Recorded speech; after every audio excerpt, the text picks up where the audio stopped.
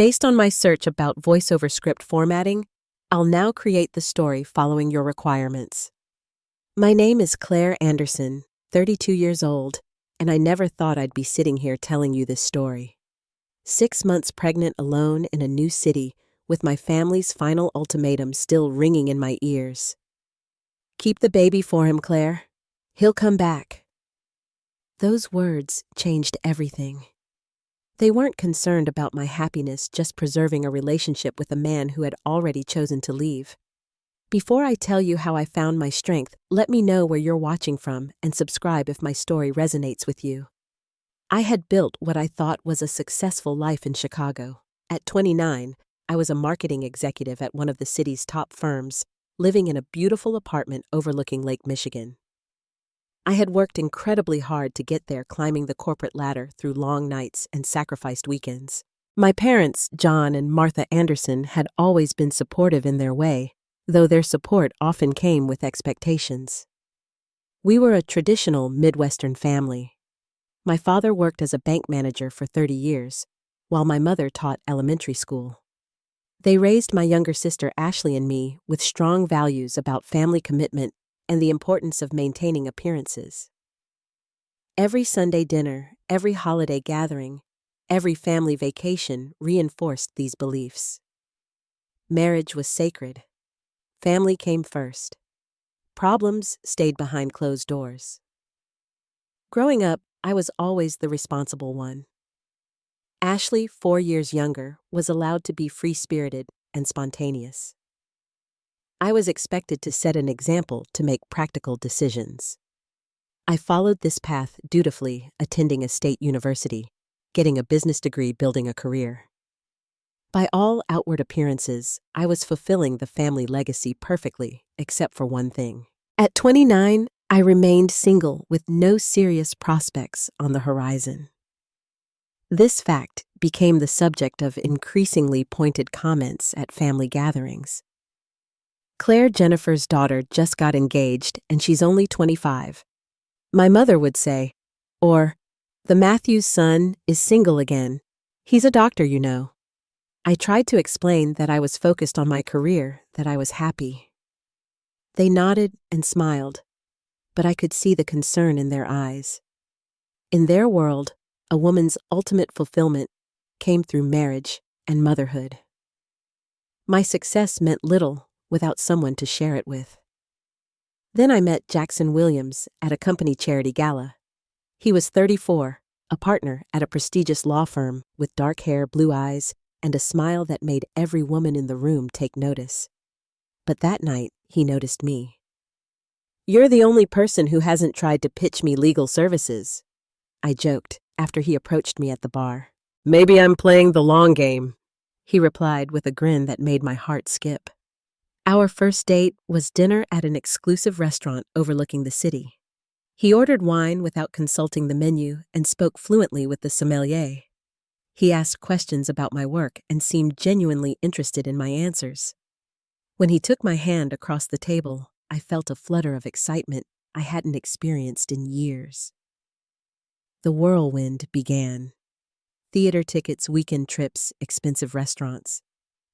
Jackson moved through the world with absolute confidence. He knew the maitre d' at every restaurant, the doorman at every club. He introduced me to his colleagues, who seemed impressed that Jackson Williams had finally found someone worthy of his time. When I brought him to Sunday dinner, my family was instantly charmed. "He's absolutely perfect," my mother whispered, as Jackson helped her clear the table. "Don't let this one get away." "He has such a bright future," my father added later. "A man like that doesn't come along every day." Even Ashley, usually skeptical of everyone, gave her approval. "He looks at you like you're the only person in the room, Claire. That's rare." 8 months into our relationship, Jackson suggested we move in together. I hesitated. Despite the intensity of our connection, I had always believed in taking relationships slowly. My apartment represented the independence I had worked so hard for. "Don't you think we should wait a little longer?" I asked cautiously. Jackson's expression darkened slightly. "I thought we were on the same page about our future. if you're not serious about us? I am, I interrupted, afraid of losing him. Of course I am. The next weekend, I was packing my things. Friends helped me move into Jackson's luxury condo in the heart of downtown. It was twice the size of my place, with floor-to-ceiling windows and custom furniture that looked like it belonged in a magazine. "This is gorgeous," my friend Zoe commented as she helped me unpack my kitchen items. "But where will all your stuff go? Everything here is so... Jackson's..." I finished with a nervous laugh. "We'll figure it out." Zoe gave me a long look. "Just make sure you don't disappear in all of this, Claire." I dismissed her concern. Yes, Jackson had strong opinions about everything from restaurants to vacation spots, to how the towels should be folded. But wasn't that just part of merging two lives? As we settled into cohabitation, small comments began to accumulate. When I worked late, Jackson would sigh and mention that his previous girlfriends had prioritized their relationship over their careers. When I got a promotion 6 months after moving in, his congratulations came with a question. "Are you sure you want more responsibility? We were talking about starting a family soon." We hadn't been, not specifically, but I smiled and changed the subject. Our first major argument came when I was offered a director position at work. Instead of celebrating, Jackson questioned my commitment to our future. "This is exactly what I've been working toward," I explained, trying to keep my voice steady. "I thought what we had was what you were working toward," he countered, his tone making me feel childish and selfish. The argument escalated until Jackson walked out, returning hours later with flowers and an apology that somehow left me feeling like I was the one who needed to be forgiven.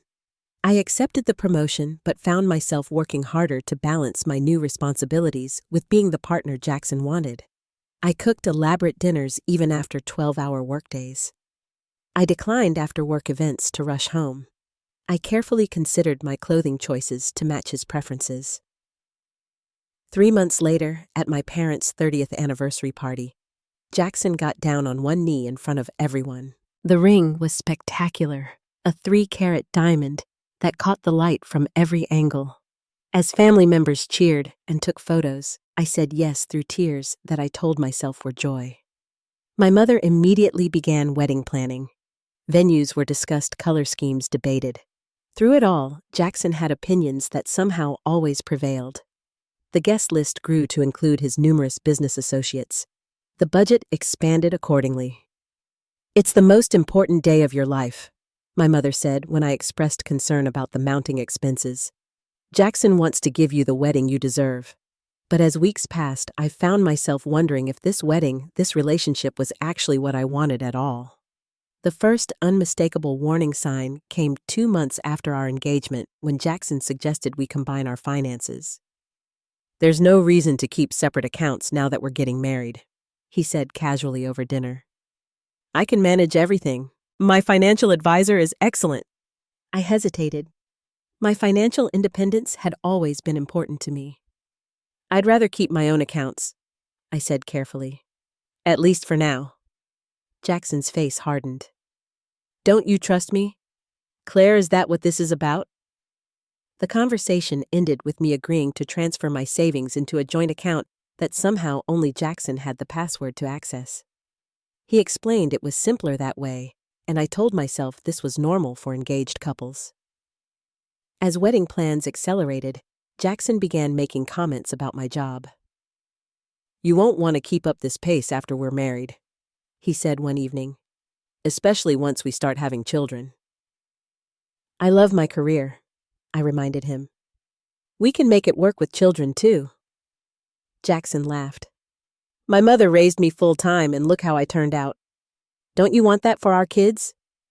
When I tried to discuss my concerns with Ashley during our monthly sister lunch, she brushed them off. "Every bride gets cold feet," she said, examining her menu.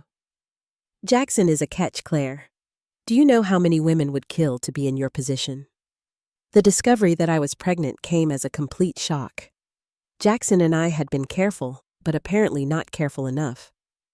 Staring at the positive test in our bathroom, I felt a whirlwind of emotions: fear, excitement, uncertainty. How would this affect my career? Our wedding plans, my life? When Jackson came home, I showed him the test with trembling hands. "Are you serious?" He asked, his expression unreadable. Then, to my relief, a smile spread across his face. "This is perfect. A baby changes everything, Claire." The way he said it sent a chill through me, though I couldn't exactly say why. My parents' reaction was pure joy. My mother cried and immediately began planning the nursery.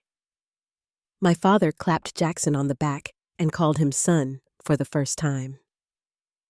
"This is wonderful news," my mother exclaimed. "We need to move the wedding up, of course." A family dinner was hastily arranged to celebrate the pregnancy. As relatives passed around ultrasound photos and offered name suggestions, I sat quietly trying to process what was happening to my life. My Aunt Margaret leaned over during dessert. "You're finally fulfilling your purpose, dear," she whispered. "Nothing compares to motherhood." The implication that my career achievements meant nothing compared to my reproductive capacity made me clench my teeth. But I smiled and thanked her. The early weeks of pregnancy brought debilitating morning sickness. I struggled to keep up at work, often having to excuse myself from meetings to be sick. Jackson suggested, then insisted that I reduce my hours. "The baby needs you healthy more than the company needs that presentation," he said. When I reluctantly agreed to a temporary part-time arrangement, Jackson called my boss himself to arrange it, speaking about me as if I were a child, incapable of managing my own professional relationships. Meanwhile, Jackson's behavior began to change. He started coming home later, citing work demands. He missed my 12-week ultrasound appointment because of an unmovable client meeting. When I asked about it, he reminded me how hard he was working to provide for our growing family.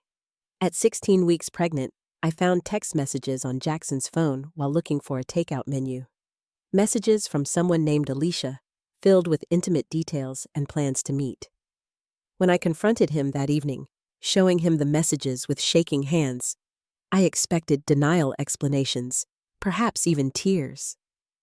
Instead, Jackson's face transformed with rage. "You went through my phone. Who do you think you are?" he shouted, his voice echoing through our apartment. "Who is Alicia?" I asked, my voice small. "My colleague, my friend." He paused, eyes cold. "And yes, my lover for the past 3 months." The floor seemed to drop from beneath me. 3 months since before I found out you were trapping me with a pregnancy. Yes. His cruelty stunned me into silence. "I never wanted all this, Claire." He continued, gesturing vaguely around the apartment at me, at my growing belly. "I was settling for you, for this boring conventional life because it was expected. Alicia understands me. She doesn't try to change me or tie me down." "But you proposed," I whispered. "You seemed happy about the baby." Jackson laughed, a harsh sound without humor. "What was I supposed to do? Your entire family was watching, and the baby." He ran a hand through his hair. "I thought I could make it work, but this isn't the life I want. This baby was a mistake." I broke down, then sobbing, begging him to reconsider, to think about our child, to remember how happy we had been. Jackson barely glanced at me as he packed an overnight bag. "I'll be back for the rest of my things tomorrow. You can stay here until you figure something out.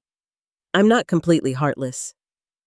After he left, I curled on the floor, one hand protectively over my belly, and called my parents. Through tears, I told them everything. They arrived 3 hours later, my mother immediately taking me into her arms, while my father paced the living room furious.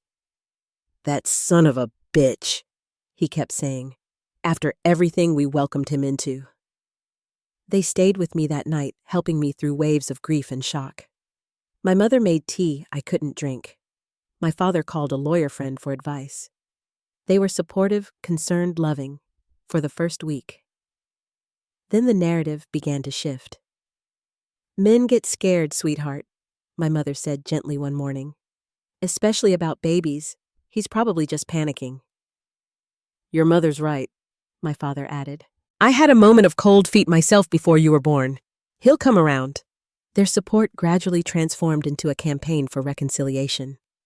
Every conversation included references to Jackson's potential return. When I mentioned looking for my own apartment, they exchanged concerned glances. "Don't you think you should wait and see?" my mother suggested. "You don't want to make any hasty decisions." "What about moving back home temporarily?" my father offered. "Just until things settle down." I tried to explain that I didn't want Jackson back, that his betrayal and cruelty had revealed a side of him I couldn't forgive. They nodded sympathetically but continued their subtle pressure. "Think about the baby," became their mantra. "Children need their fathers." 3 weeks after Jackson left, a mutual friend called to tell me he had moved in with Alicia. She had seen them together at a restaurant, looking happy and intimate. When I told my parents, expecting their anger to reignite, they were oddly dismissive. "It's probably just a rebound," my mother said. "Those never last." "He's still your baby's father," my father reminded me. "That connection is forever." Their reactions left me feeling even more alone and confused. The people who had always protected me were now seemingly taking the side of the man who had humiliated and abandoned me. I began to withdraw, spending more time alone, wondering what had happened to the independent, confident woman I had once been. At exactly 20 weeks pregnant, the halfway point, my parents organized what they called a family discussion at my apartment. When I opened the door that Sunday morning, I found not just my parents and sister, but my Aunt Margaret, Uncle Bill, and 2 of my cousins waiting in the hallway. "What's going on?" I asked, suddenly wary. "We're here to support you," my mother said, patting my cheek as they filed inside. What followed was not a discussion, but an intervention. One by one, family members shared stories intended to convince me to forgive Jackson. Aunt Margaret described how Uncle Bill had once forgotten their anniversary, and she had graciously forgiven him. My cousin Stephanie talked about her husband's brief emotional affair with a coworker that they had worked through with counseling. "Marriage isn't easy," my father said gravely when everyone had spoken. "But it's worth fighting for. The baby needs a father, Claire." "Jackson made a mistake," my mother added, taking my hand. "A terrible one. But don't let pride cost your child their family." I sat in stunned silence, feeling increasingly trapped. Then Ashley, who had been quiet throughout, cleared her throat. "Jackson called Dad last week," she said, not meeting my eyes. "He was asking about the baby." "You've been talking to him?" I asked, looking at my father in disbelief. "Behind my back. He reached out to us," my father defended. "We couldn't just ignore him." "He's trying to find a way back," my mother added. "But he's afraid you won't forgive him." The betrayal cut deep. While I had been struggling through the devastation of his abandonment, my family had been maintaining a relationship with Jackson, planning my future without my input or consent. "We think you should meet with him," my father continued. "Just to talk, for the baby's sake." "And if you could move back home for a while," my mother suggested. "It would give you both space to heal and work things out gradually." "We've already talked to your boss," my Aunt Margaret added. "He understands family comes first." "You did what—" I stood up, anger finally breaking through my shock. "You had no right to interfere with my job." "Claire, calm down," my father said sternly. "Think of the baby." "I am thinking of my baby," I shouted, tears flowing freely now. "I'm thinking about what kind of life I want for them, what kind of mother I want to be. And it's not someone who teaches them to accept betrayal and cruelty for the sake of appearances." The room fell silent. My mother's face crumpled. This isn't about appearances, she said softly. It's about family, about doing what's right. What's right? I repeated incredulously. Jackson cheated on me for months. He told me our baby was a mistake, that he was settling for me. And you want me to beg him to come back? Men make mistakes when they're scared, my father insisted. They say things they don't mean. Keep the baby for him, Claire, my mother said, her voice barely above a whisper. He'll come back. You'll see. Those words, keep the baby for him, struck me like a physical blow. Not keep the baby for yourself. Not keep the baby because you'll be an amazing mother. Keep the baby for him, as if my child was nothing more than bait to lure back a man who had made it abundantly clear he wanted neither of us. At that moment, something inside me broke. Or perhaps it finally came together. I saw with perfect clarity what my family was asking of me, to subordinate my dignity, my autonomy, my future happiness, to maintain an illusion of family that existed only in their minds. I think you should all leave, I said quietly. Claire, my mother began reaching for me. Now, I insisted. Please. They filed out reluctantly, my mother whispering that they would talk tomorrow when I was thinking more clearly. My father's parting words were the ultimatum that would change everything. You need to decide what's more important, Claire, your stubborn pride or your family's support, because if you throw away this chance to fix things with Jackson, you're on your own. I spent that night pacing my apartment, one hand resting on my growing belly, where the baby occasionally kicked and rolled. I thought about my life, about the pattern of compromise and appeasement that had led me here. I thought about the kind of mother I wanted to be, strong, independent, someone my child could respect and emulate. Not someone who accepted betrayal and manipulation under the guise of love. Before dawn, I made my decision. While my family slept in their hotel rooms across town, I packed 2 suitcases with essential items.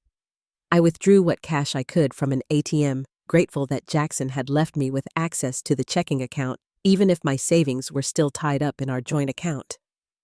I wrote a brief note explaining that I needed space and time to think, and asked them not to try to contact me for a while. Then I got into my car and drove away from Chicago, away from the life I had known, toward an uncertain future that was for the first time in months entirely my own.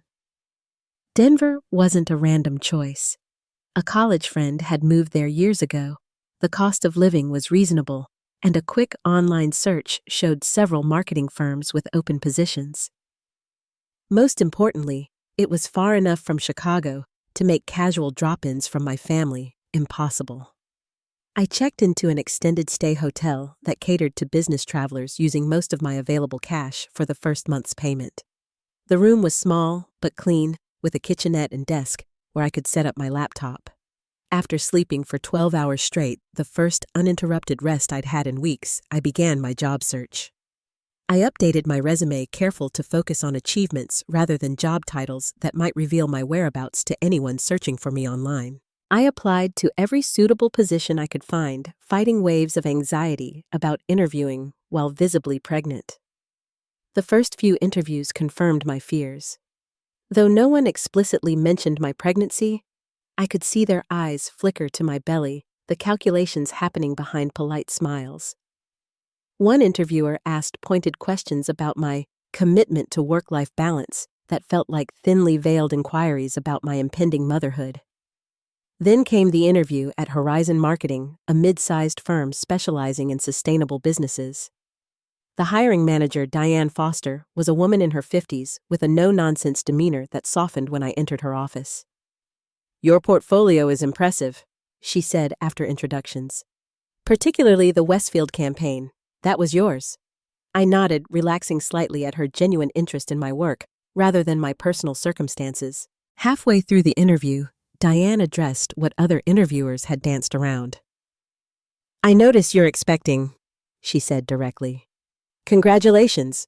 When are you due? About 4 months? I answered, bracing myself for the usual pivot away from serious consideration. Instead, Diane smiled. My daughter just had her second. Tough juggling act, but worth every minute. She leaned forward. Let me be straight with you, Claire. We need someone with your talent and experience. If you're the right fit, we can work out flexible arrangements for after the baby comes. We have several parents on staff who work hybrid schedules. I nearly cried with relief. The offer came 2 days later, a senior position with slightly lower pay than I'd had in Chicago, but with the flexible work arrangements Diane had promised. I accepted immediately. With employment secured, finding an apartment became my next challenge. Landlords were even less subtle than potential employers about their hesitations regarding a single pregnant tenant with no local rental history. After multiple rejections, I found a small one-bedroom in a modest but safe neighborhood. The landlord, an elderly woman named Mrs. Patel, seemed more concerned with my character than my circumstances. You have honest eyes, she told me after our brief meeting. And babies are blessings. The apartment is yours if you want it. I moved in the following week, my belongings consisting of 2 suitcases, a few hastily purchased necessities, and some secondhand furniture found through online marketplaces. The apartment was about a third the size of the luxury condo I'd shared with Jackson. But every item in it was chosen by me, every decision made according to my preferences alone. Setting up the nursery became a creative challenge with my limited budget. I found a gently used crib at a consignment shop and painted it myself. Curtains came from a discount store, bedding from a clearance sale. I hung simple artwork I'd created during quiet evenings alone. The room slowly took shape, modest but warm, ready to welcome the little person growing inside me. During a routine checkup, my obstetrician suggested I join a prenatal support group. It's good to connect with other mothers, she advised, especially since you're new to the area. The group met weekly in a community center near my apartment. At my first meeting, I sat awkwardly on the edge of the circle, listening as women discussed everything from swollen ankles to childcare options. Afterward, as I was gathering my things to leave, a woman about my age approached. First time, she asked with a warm smile. I'm Sarah, 28 weeks with a girl. Claire, I replied. 23 weeks, also a girl. Let me guess, Sarah said, studying my face. New to Denver and doing this solo. When I nodded, surprised by her perception, she laughed. Takes one to know one. Want to grab a decaf? The first meeting is always overwhelming. Over coffee, I learned Sarah's story, a relationship that had ended when she refused to terminate her pregnancy, a move from Seattle for a fresh start, a job as a graphic designer that allowed her to work remotely. I found myself sharing my own story, something I hadn't done since leaving Chicago. Your family really said that? Sarah asked, incredulous. Keep the baby for him. Like I was just an incubator for the grandson they wanted, I confirmed. Not a person with my own needs and feelings. Sarah introduced me to other women in similar situations, Jasmine, who had left an abusive relationship while pregnant.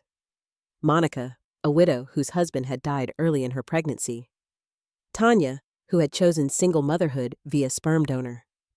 This informal network became my lifeline, offering practical advice, emotional support, and the simple comfort of knowing I wasn't alone. Meanwhile, my family's attempts to contact me grew increasingly frantic. I had blocked their numbers, but they found creative ways to reach me: emails from unfamiliar addresses, messages through mutual friends, even contacting my former colleagues. I maintained my silence, knowing any communication would only restart their campaign to control my decisions. 6 weeks after settling in Denver, I received a certified letter from a Chicago law firm representing Jackson. The legal language was intimidating, full of references to parental rights and custody arrangements. Panic overwhelmed me as I imagined being forced to maintain contact with Jackson for the next 18 years, or worse, being ordered to return to Chicago. The stress triggered early contractions, sending me to the emergency room at 28 weeks pregnant. As monitors tracked my baby's heartbeat, and doctors administered medication to stop the contractions. I realized that the past I was running from still had the power to harm both me and my child. "You need to reduce your stress levels," the doctor advised sternly before discharge. "Whatever's causing this level of anxiety isn't worth risking a premature birth." Sarah, who had rushed to the hospital when I called, helped me find a lawyer through a women's advocacy group that offered pro bono services to pregnant women in crisis. Catherine Moore was a family law attorney who specialized in interstate custody cases. "You have options," she assured me during our first meeting. "Jackson's rights as a father don't override your right to live where you choose, especially given the circumstances of your separation." With Catherine's guidance, I responded to Jackson's legal letter, establishing boundaries while acknowledging his technical paternity. The process was stressful but empowering. For the first time, I was setting terms rather than accepting them. As my due date approached, I established a routine in my new life. Work at Horizon was challenging but fulfilling. My small apartment began to feel like home. The weekly support group became a fixture in my calendar. And one evening, as I sat on my tiny balcony watching the sunset over the distant mountains, my daughter kicked particularly hard, as if announcing her presence. "It's you and me, little one," I whispered, placing my hand over the spot. "We're going to be okay." For the first time since leaving Chicago, I truly believed it.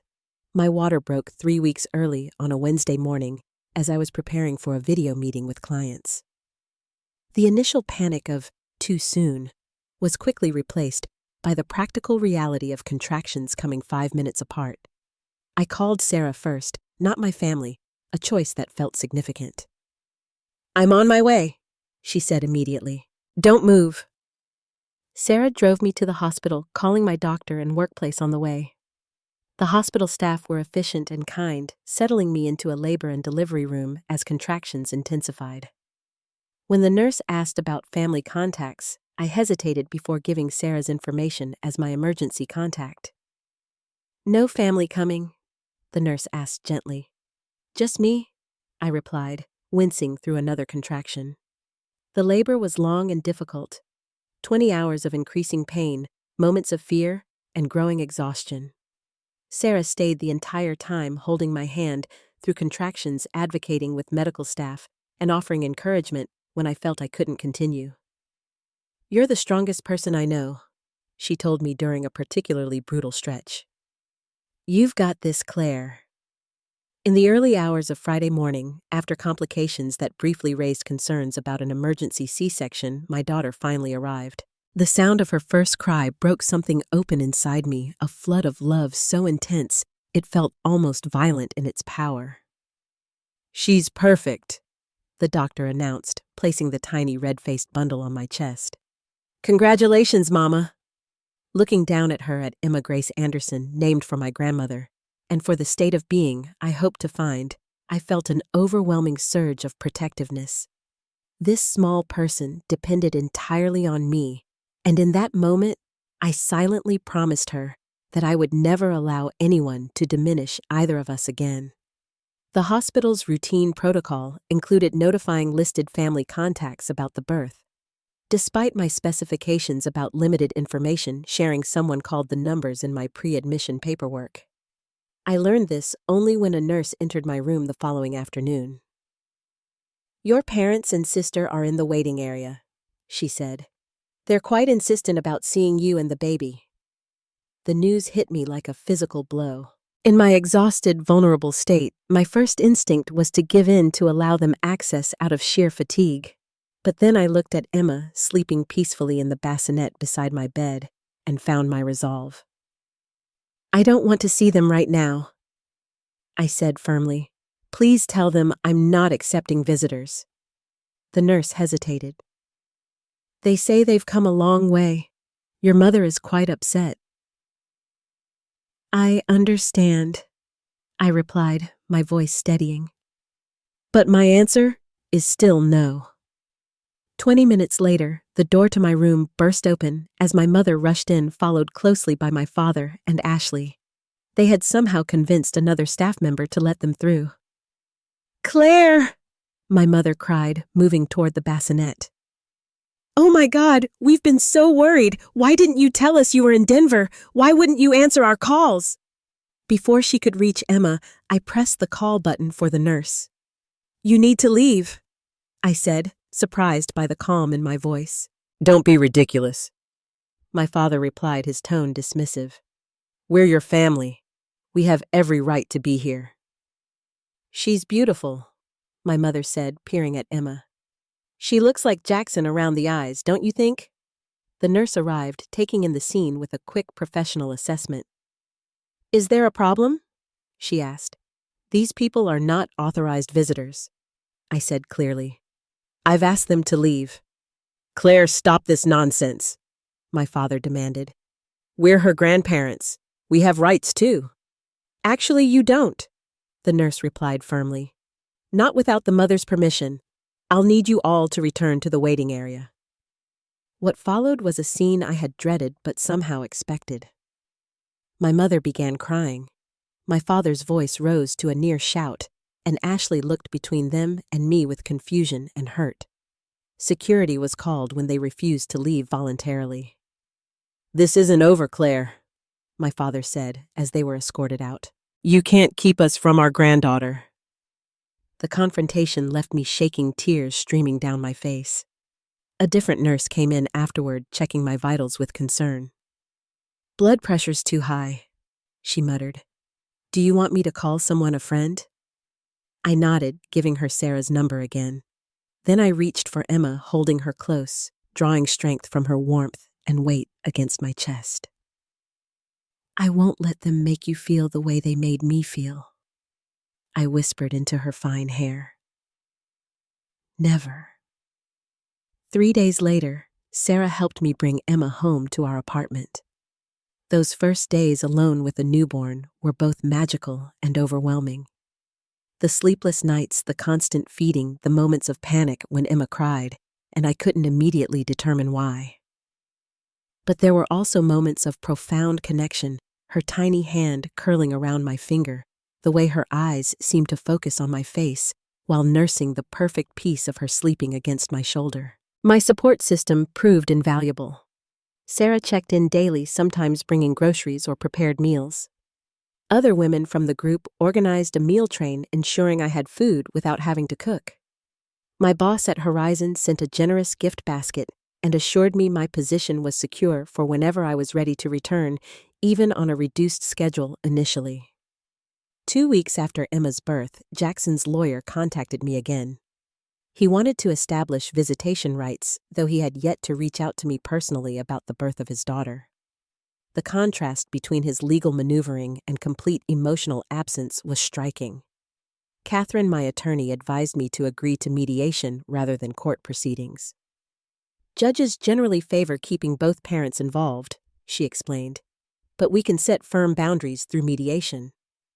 My family continued their campaign through emails and messages from new phone numbers. My mother's tone alternated between guilt-inducing, "How could you keep us from our only grandchild?" and manipulative, "We only want what's best for you and the baby." My father's messages were more directly threatening, referencing grandparents' rights and possible legal action. The pressure reached a breaking point when my mother showed up unannounced at our apartment one afternoon. I never learned how she found our address. I opened the door with Emma in my arms, expecting the food delivery I'd ordered, and found my mother standing there, her eyes filling with tears at the sight of her granddaughter. "Please, Claire," she said softly. "Just let me hold her once." The interaction triggered an anxiety attack so severe that Sarah had to come take Emma while I struggled to breathe. After my mother finally left, still protesting that she had rights as a grandmother, Sarah helped me install additional security measures on my apartment door. "You might need a restraining order," she suggested gently.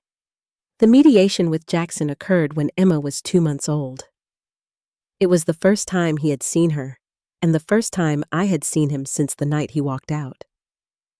He arrived in an expensive suit with his lawyer, and surprisingly, his mother in tow. Jackson barely glanced at Emma, who was sleeping peacefully in her carrier. His questions focused entirely on financial arrangements, how much support he would be expected to provide, whether there would be financial verification of how the money was spent, what tax benefits he might claim. His mother, by contrast, couldn't take her eyes off Emma.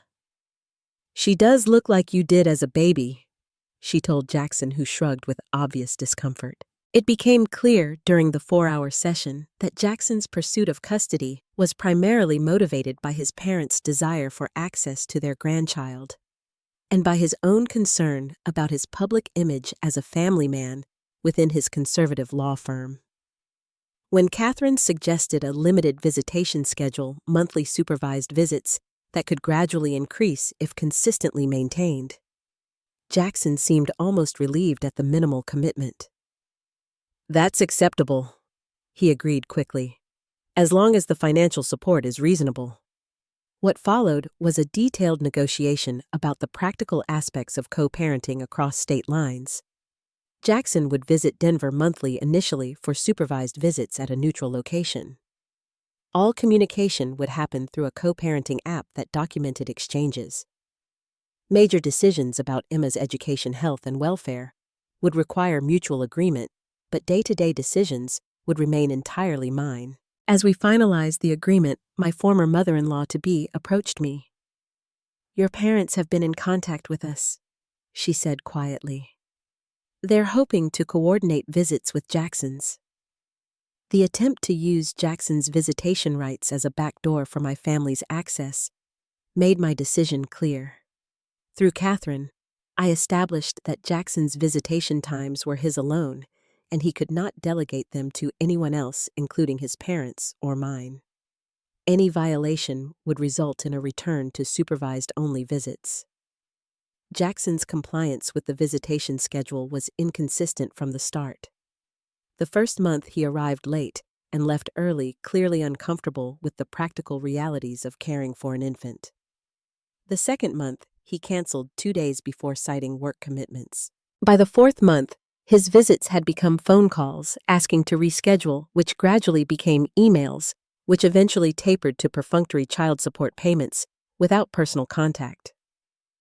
His withdrawal should have saddened me for Emma's sake, but honestly, it felt like one more burden lifting. Each month of his absence meant one less negotiation, one less disruption to our growing routine, one less opportunity for my family to attempt re-entry into our lives.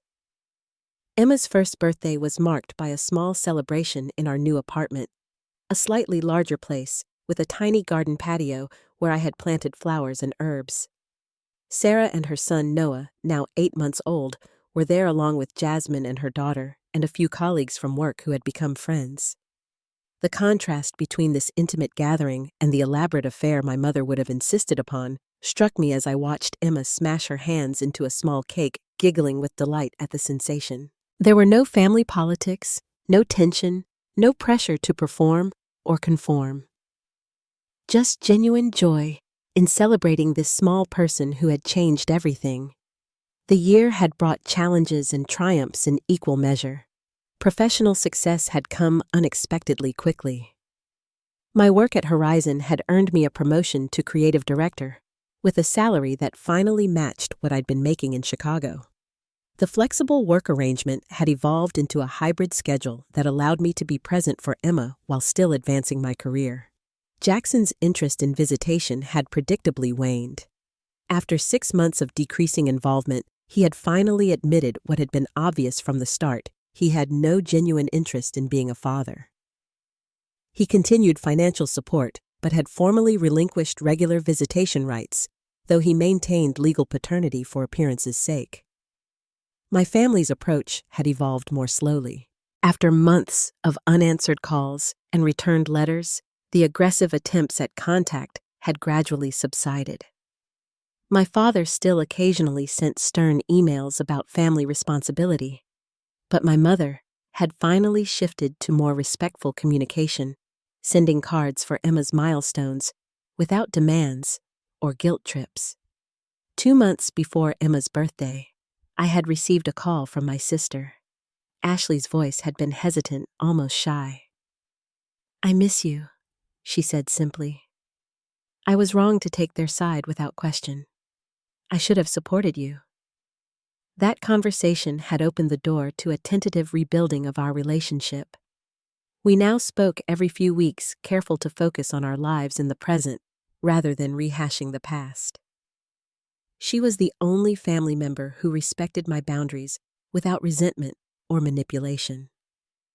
My relationship with my parents remained complicated. I had begun to understand that their behavior, while inexcusable, stemmed from deep-seated beliefs about family and obligation that they had inherited from their own parents. Their concern for appearances over well-being was a generational pattern I was determined to break with Emma. Individual therapy had been a crucial part of my journey. Finding a therapist who specialized in family dynamics and boundary setting had helped me navigate the complex emotions of establishing independence while still acknowledging the love that, however imperfectly expressed, had shaped my early life. Through therapy, I had begun to recognize the patterns in my own behavior: the people-pleasing, the deferral to authority, the tendency to minimize my own needs that had made me vulnerable to both Jackson's manipulation and my family's control. Addressing these patterns was ongoing work, but essential for both my healing and for the example I wanted to set for Emma. 6 months after Emma's birth, I had cautiously ventured into dating. Mark, a single father I met through a parenting class, had asked me to coffee after several weeks of friendly conversation. Our first date had been brief, both of us needing to return to our respective children, but enjoyable enough to warrant a second. 4 dates in, when Mark leaned in to kiss me goodnight, I found myself pulling back, heart racing with unexpected anxiety. "I'm sorry," I said, embarrassed. "I'm not ready." Instead of pressuring or withdrawing, Mark had simply nodded. "No need to apologize. We've got time. Let's just keep getting to know each other."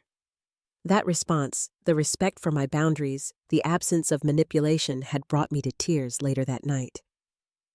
It was a stark reminder of how unhealthy my previous relationship had been, and how much I still needed to heal before I could fully trust again. Mark and I continued to see each other occasionally, our relationship developing slowly into a friendship with potential for more. His respect for my pace and his own devotion to his son demonstrated the kind of partner and father I had once hoped Jackson would be. As I cleaned up after Emma's birthday celebration, Sarah lingered to help the 2 babies playing together on a blanket nearby. "You seem happy," she observed, wrapping leftover cake. "More settled than when we met." I considered her words, realizing they were true. The raw grief and fear that had dominated my early days in Denver had gradually transformed into something else. Not an absence of struggle, but a growing confidence in my ability to face whatever challenges arose. "I am happy," I confirmed. "Not because everything is perfect, but because I'm living authentically, making my own choices, even the difficult ones." "You should be proud," Sarah said, glancing at Emma. "Look what you've built from scratch."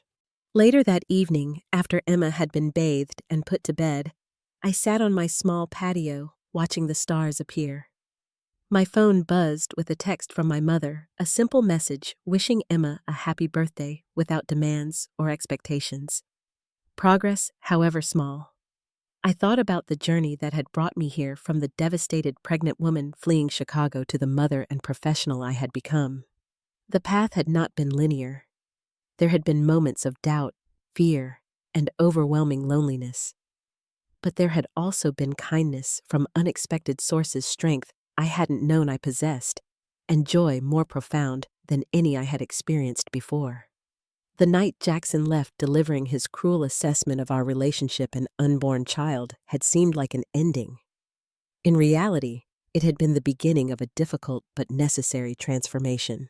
His words, "Keep the baby for him," had revealed the fundamental misconception at the heart of both his and my family's worldview: that my value, my purpose, my very identity existed only in relation to others, particularly to men. Walking away from that mindset had been the most painful and most liberating choice of my life.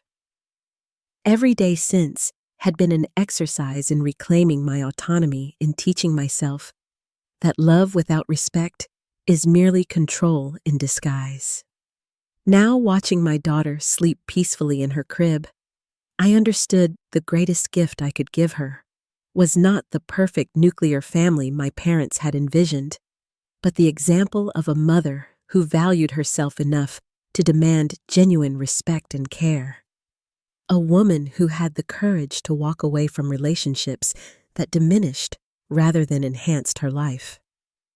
Emma would grow up knowing she was wanted and loved for herself, not as an accessory to someone else's life plan. She would learn that family could be chosen as well as born, that love should empower rather than constrain, and that her worth was inherent rather than dependent on others' approval.